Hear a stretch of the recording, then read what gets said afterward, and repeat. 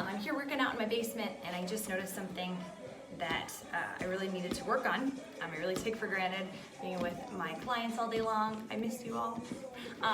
And working on the little things that we normally would not take the time to do on our own. And I was just kind of keeping my routine that I normally would, but obviously I don't have that interaction with them and I don't get to train them throughout the day as we are shut down for COVID-19. So I'm actually going to take the time to do it today. I was doing my core just now. I noticed that I was having troubles activating my transverse abdominis. So if you are an anatomy nerd, you have your rectus abdominis, your internal and external obliques, and then what a lot of people would refer to as your low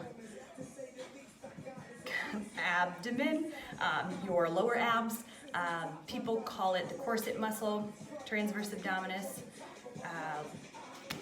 deep core is my favorite thing to say. Your deep core, your rectus abdominis, they're fairly superficial. And yes, I'm pale. But they serve a purpose, but the most important part is that deep core. So when I say deep core, you got rectus abdominis, internal and external obliques. And then you have the most internal muscle that wraps around you like a corset that protects your low back. So we will start out on the ground, laying flat on our back, and knees bent. Step one would be finding a neutral hip position. Finding neutral, you can exaggerate in one direction, exaggerate in the other direction, and then meet in the middle. You do have a natural curve in your back and your low spine. So a lot of mistakes that I've made myself, and I see a lot of people make, are thrusting in this direction and not caring about their breath or not taking note of their breath.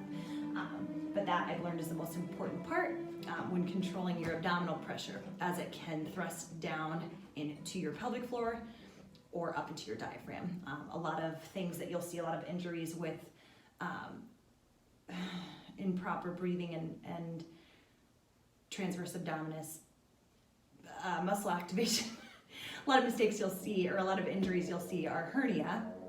You'll see diastasis recti, which is a space in the abdomen wall, in the linea alba. You'll see, goodness sake, incontinence in women.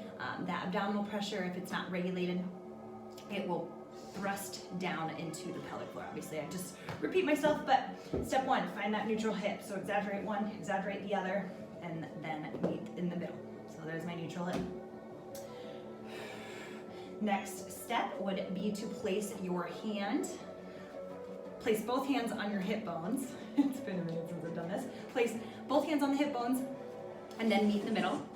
And then go a couple centimeters down. This feels awkward, but just bear with me. So that is right above your pelvic bone, your pubic bone, I'm sorry. We're gonna inhale and relax. So take a big breath in through the nose.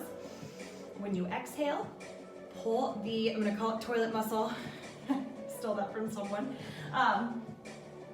Toilet muscle. So ladies, Kegel, pull your pelvic floor upward with your exhale. Men, awkward. Pull your pelvic floor up with your exhale. So the muscle that you would use to stop peeing midstream is the muscle that I'm talking about here. So inhale, relax. Exhale.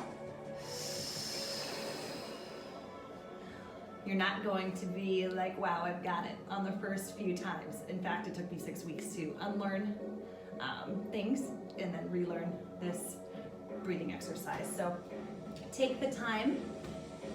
It actually works a lot better for me if there's a little bit of adduction, which is squeezing and something soft in between those thighs. I just place mine right at the knees.